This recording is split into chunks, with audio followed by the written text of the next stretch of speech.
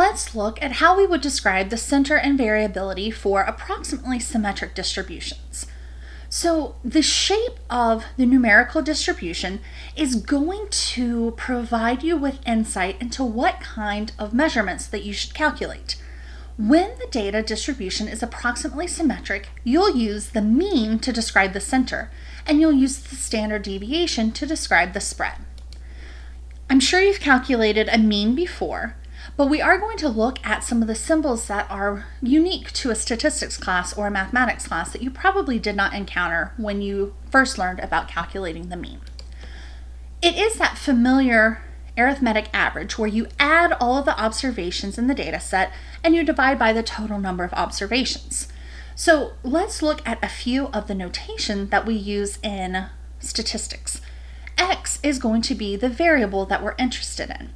N is going to be the number of observations in the data set, and then we will describe each observation in the data set by X with a subscript numbered 1 to N for the different observations. So we can think of the formula for the sample mean as the sum of the observations in the sample, but we can write that mathematically with that sigma, that S looking or the E looking value there at the end, and that just means that you add up all of the X's and then divide by N.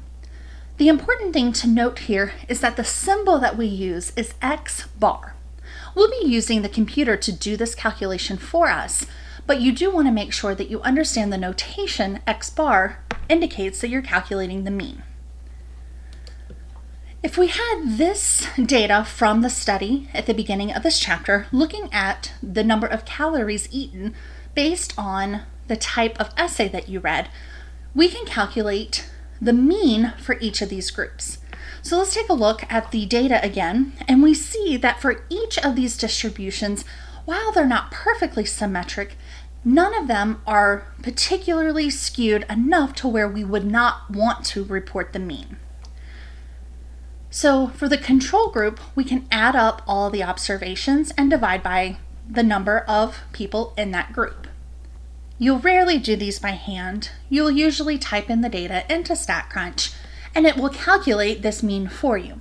But what's important too is that when you get this value, that you understand that this is providing you with a typical value for individuals in this group.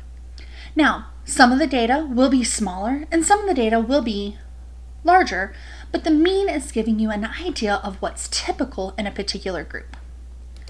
Now, when we're doing statistics, we're often taking a sample and trying to understand what's going on in the bigger population. When you refer to a population mean, that would be this value that you would obtain by taking observations from every individual in the population, adding them all up and dividing by how many individuals there are in the population. This value can rarely be calculated in real life because it's very difficult for us to obtain data from the entire population. But when you do have the value for the population mean, we're going to use this Greek letter mu, and it looks kind of like a U but with a longer line on the left. And that is the equivalent term for the mean when you're looking at the population versus a sample. So make sure that you recognize X bar is for samples, mu is for the population, but both of them are describing the mean.